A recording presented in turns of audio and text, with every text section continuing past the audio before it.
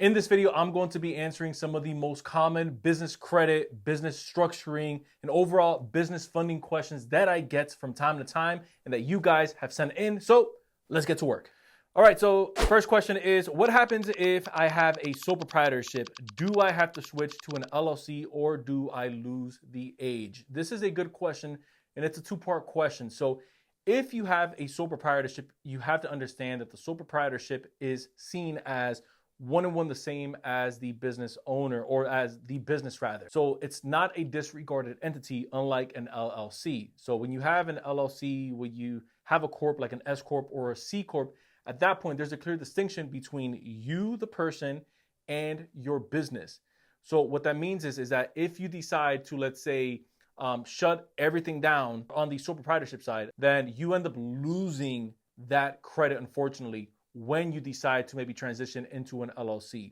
Now, here's a little hack that we've been able to use with our clients whenever we're working with them and they have a sole proprietorship and they don't want to lose the age of the business and they don't want to lose any potential credit that they've built. We connect them and we tell them, hey, connect with a business banker and let them know, hey, I have a paper trail. So let's define that. Paper trail is I have a merchant account that I've been running my payments through. I have my website. I'm still involved in the same line of work. I have cash flow that's continuing to come in. The only thing that's changing in my business is going to be that I'm going to go from a sole proprietorship. Now I'm going kind of like legal eagle with an LLC. And so oftentimes some banks, not all, that's what I'm saying, talk to your bank about this. Some banks are able to then take that credit and they're able to transfer it over to the LLC side, which now means you don't lose the age of the business that you've been banking with them, and you also don't lose the credit. So I always tell our clients it's worth a shot taking that approach before calling it quits. Question numero dos is, what is the best type of business funding for construction companies and for real estate investing? Now, this is going to vary depending on the type of construction business you actually do. So like, are you a general contractor? Do you do home rentals? Are you doing stucco? Are you doing roofing? So it's a bit more of a broad question. Same thing with real estate. Are you doing Airbnb? Are you doing arbitrage? Is it long-term holds? Is it fix and flips? I'll tell you from experience of working with our clients, if you are more of a startup, a lot of clients start out with maybe 0% business credit cards because you can use that to buy things like materials. You can use that to front maybe labor costs or maybe just costs of what it's going to actually take for you to get inside of a project and then start turning a profit. So that's if you're a startup. If maybe you've been in business for some time and you already have 2 or 3 deals that you've locked up or that you're looking to lock up, then at that point, you want to start transitioning into business lines of credit. Now you're probably wondering, what's the difference between a business line of credit and like a 0% business credit card? Aren't they one and one the same? They're different. Here's how they're different. I like to look at 0% business credit cards kind of like an Army Swift knife where I can do anything I want with it. So I can use it for purchases. I can use it for everyday transactions like I mentioned earlier, buy materials. So that's paint, tiles, shingles, maybe garage doors, whatever it is that you're working on, right? But you can't necessarily use that to swipe your way into buying a real estate deal or to maybe pay for contractors or for a subcontractor. So at that point, you will need to get what's called a business line of credit, because the way that it works is, let's say you have a $100,000 business lines of credit that gets deposited into your account. And so that's as good as cash, meaning you can use that money to wire it to maybe a title company if you're buying a deal, to the seller of a property, or again, to cover payroll. But the cool thing about this is that you only pay interest on the amounts that you use on that line of credit. So if I have a $100,000 business line of credit and I'm using, let's say, $25K for a project, I'm only paying interest on the $25K. Once I pay that back, the cool part about this, that again makes it different from a business loan for that matter, is that it replenishes the account. So now I have access again to $100,000 that I can go back out, rinse and repeat the process. Question number 3 is, how important is a business address and how do I get one? Business addresses are crucial when you are setting up your business. Now, the reason for that is because, again, the banks use this as a data point where they want to verify the validity of how well structured a business is. Now, all business addresses aren't created equal. We've had different videos on this, but I'm gonna give you a quick rundown. You'll have a brick and mortar location, which is exactly what that sounds like. That's if you're leasing out a spot, that'll be the address that you'll use whenever you're applying for funding or whenever you're building out your business credit profile. You'll have a virtual office address, which is an office address that you get from, let's say, companies like Opus or Regis. I'm going to give you the downside to using these here in just a second. And this is where you're able to essentially pay a company, whether it's 49 bucks a month or 100 bucks a month, and they then pretty much rent you out a office location or an office address that looks like an office building. So whenever a bank goes to do a reverse search on your property or on your business rather, they'll see that it's located on an actual storefront property. So it looks professional. And then lastly, you have a home-based business. Now, the pros and cons of each of these, like anything else, is the pros of having an actual brick and mortar location is that's your actual office building, so you don't have to really mess around with that much.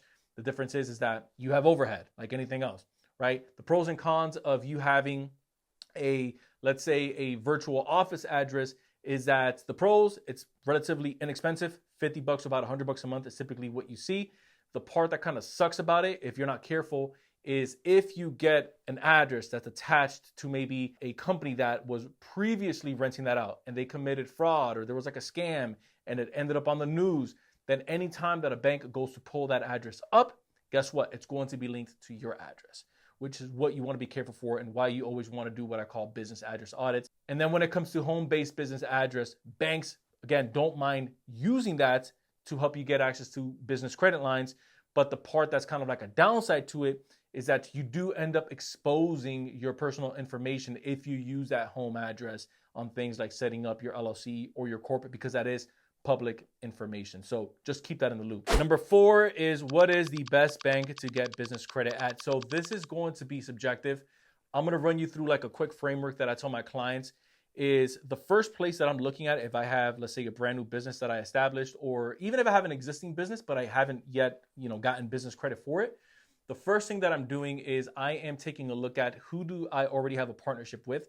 So this is going to be twofold. Number one is, who do I already have maybe personal credit cards, personal loans with? Is that bank that I'm looking at, do I already have maybe an auto loan with them? Do I maybe already have a mortgage? That's going to be your best bet since, again, that relationship, that partnership is already established. There's history there, and you can really use that to your advantage. That's a big lever that you can pull on when you go back in for business credit lines. And then the second thing that I would look at is which bank has the most liquidity. I'll give you an example. If I'm looking to fund, let's say, my S Corp or my LLC, and I have an account with Bank A, but Bank A, I have just a credit card with them. But Bank B, I have about $10,000 to $15,000 that I already have saved up with them, either from my personal endeavors or that I've been using through some merchant accounts, but I haven't yet taken advantage of some of their business products. I'm going to be taking a look at Bank B as the biggest lever that I can pull, because a lot of banks are liquidity driven, which means they want to lend to businesses and business owners who have access to capital that they've already invested their funds into those accounts, because they're able to then use those funds and obviously rinse and repeat the process inside of their own banking system. Not to get too lost into what they do with the money, kind of like fractional reserve banking, but just know that anytime you're about to do business with a bank, look for what credit lines you already have and look how much liquid capital you have readily available with that bank.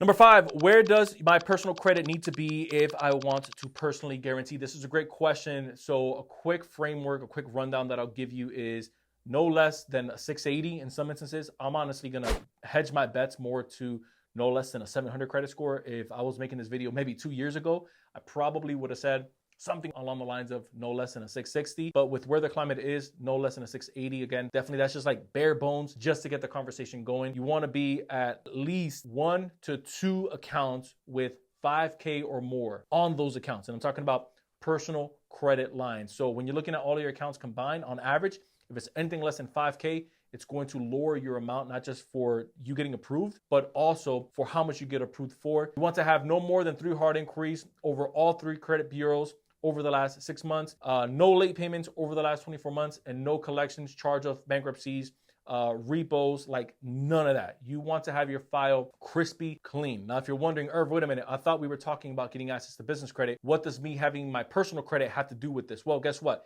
If your business is generating under $2 million over the last 24 months consecutively, then 9 times out of 10, especially with financial institutions, you're going to have to personally guarantee, which means that you're going to have to use your personal credit as a co-signer, as a guarantor on behalf of your business until your business can stand up on its own 2 feet. Number 6 is what happens if I change my business address? So if you're wondering, like, does it cause any issues if I change my business address? There's a couple things that you want to pay attention to. First and foremost, I will say this. Just because you change your business address doesn't mean that you need to get access to a new EIN, employer identification number. A lot of people misconstrue that, which is why they get a little bit nervous about changing up their business address. Remember, the fact that you're changing your business address doesn't mean that you're changing up the structure of your business.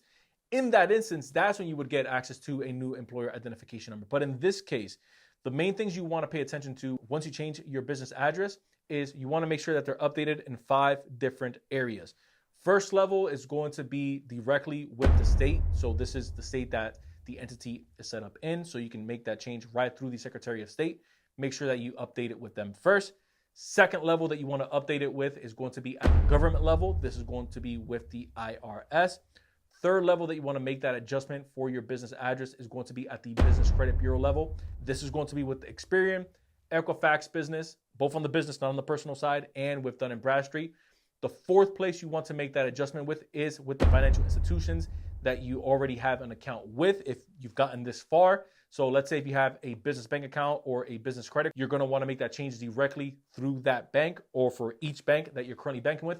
And then the fifth and final place that you want to make that adjustment is in any media or any press. I know some states like New York, you have to have at least 2 publishings online where it's in public citing showing that you've already updated your information. Now, again, that's going to vary by state, so you'll want to find out with your state on what maybe stipulations they have once a business address is changed. Follow their guidelines, and then you're good to go. Question number 7 is what happens if my business isn't making enough money? Can I still get access to business credit? So there's a couple different ways that I'm going to answer this question. One is the answer that you're probably hoping to hear from me, and then the other answer is one that I think that you really need to hear as a business owner. So if you're asking this question, it's probably because of one of 2 reasons. Number 1 is you are either a brand spanking new business, or number 2 is flat out you just haven't figured out a working business model for your business just yet. And so the answer that you probably want to hear is, can you apply for business credit lines even if you have no revenue just yet? The answer is yes. That's going to be off app only or stated income, meaning you're putting on the application projected revenue for the year. So if I'm a brand spanking new business and I'm projecting to make, let's say, 80K that year, that's what I would put on there. Now, obviously, I'm not telling you that's what you want to put on your application because it's going to vary by industry. It's going to vary by where you live in the country. It's going to vary by what you actually do for work. And so you want to work those numbers backwards. And then the second answer that I'm going to give you for this is just because you can get access to business credit lines doesn't mean you should. Now, I know we talk quite a bit about leverage and debt on this channel, but I'm a strong believer in you want to first figure out the business model that you are going to use to attract either clientele, get access to better deals, whether you are in the construction space. How can you pump out more projects faster, better margins for your business? That makes sense. If you're a salon owner, how can you put more people through the door while not dropping your quality work? Like, all these are real questions that you should be asking, because just because you get access to, let's say, a 50K line doesn't mean that you don't have to pay it back. You have to pay it back. And so my rule of thumb is I want you to be responsible with any of the content that we give you on here. You want to use it responsibly because it is powerful. And then you want to use some of your own funds to test. I've given myself a testing budget before we put credit lines behind it. So if we were working maybe on an ad and we wanted to see that it would convert, we would use our own dollars first from clients that would come in. Okay, the ad's converting. Now let's put a credit line behind it and then scale and ramp up from there. So that would be my advice to you. That's why I wanted to answer that question in a 2-part. Question number 8 is, if I want to open up a business bank account, what do I need? So I'm going to give you an acronym that you want to remember for the rest of your life. Anytime that you're going and you're walking into a bank where you are opening a business bank account that you hope to get business credit lines through them, which is why you're opening that account so you can season that relationship. The acronym is CABO. And no, I'm not talking about the beach. The C stands for credit. Now, this is going to be credit on the business owner side, and this is going to be credit on the business side. You want to get familiar with both those numbers because the credit is what the banks are going to look at, not just when they're opening the account for you, because that's like where you're going to start out at. So I'm future pacing you. You're going to graduate into applying for the credit lines. So just keep in mind that they're going to want to see your credit and where it's at. Second thing that the bank is going to ask you for is the A, which is going to be articles of organization. You get that right through your Secretary of State or as soon as you set up maybe your LLC or your S Corp, that comes already attached and established with that entity. The B is going to be the business's information. So think of the business address, think of the type of business that you have. Is it an LLC? Is it an S Corp? Who's in the business? So this is going to be the business owners. How many of the business owners are going to have access to that account? If it's maybe a multi-member LLC versus a single member LLC. If it's just a single member, then that information would just be you. And then lastly, to wrap it up for Cabo, is going to be the O, and that stands for operating agreement. Now, what makes operating agreement different from articles of organization is the operating agreement pretty much states who has what ownership in the company. So if it's you and maybe a business partner and you guys are 50-50, that's going to be stated in the operating agreement. Who does what inside of the business, that's going to be stated inside of the operating agreement. So who is the president, like who is a member, who is going to be maybe the CMO, the CEO, like that whole breakdown, that goes inside of an operating agreement. That way the bank knows how the business is structured. And last question is, I know how to check my personal credit, but what should I look for when looking at my business credit? I love this question. So whenever I'm looking at a file for a client, there's a couple things that I always want to bring to their attention, a couple things that I like to know about, which is what banks are ultimately going to look at as well. And so you want to make sure that the information of you, the business owner, is accurate, because that's going to be in line with what they're also going to kind of like reverse search on Secretary of State. And also when I say they, I mean banks, whenever you go to apply for funding, what they're also going to be looking at on things like LexisNexis, CoreLogic, SageStream. And then the second thing you want to take a look at is, do you have, or does the business that you operate, does it have any UCC filings attached to it, any liens? Pretty much what ends up happening, and a lot of people don't know this, but whenever you get a piece of equipment that maybe is that you purchase under the business's name, or whenever you get a loan, there's a lien or a UCC filing that gets attached to that business. That makes it more difficult, especially if it's in bad standing, for you to get access to credit lines, because the banks are going to see like, wait a minute, this business owes someone else money. They haven't been responsible with their debts, and you may not even know it. So sometimes, I can't tell you how many times it happens, but sometimes you'll have a business where they get a UCC filing attached to their file or a lien, and they had no idea. They'll say, wait a minute, I've paid all my vendors off. Like, why is this on here? What the heck? So you want to work diligently to get that off. And then the third thing that I'm paying attention to are all the credit scores. So Experian, Equifax, and Dun & Bradstreet, all three are going to give you different scores. So a quick model that you want to run is all your scores, you want to have them above an 80 across the board.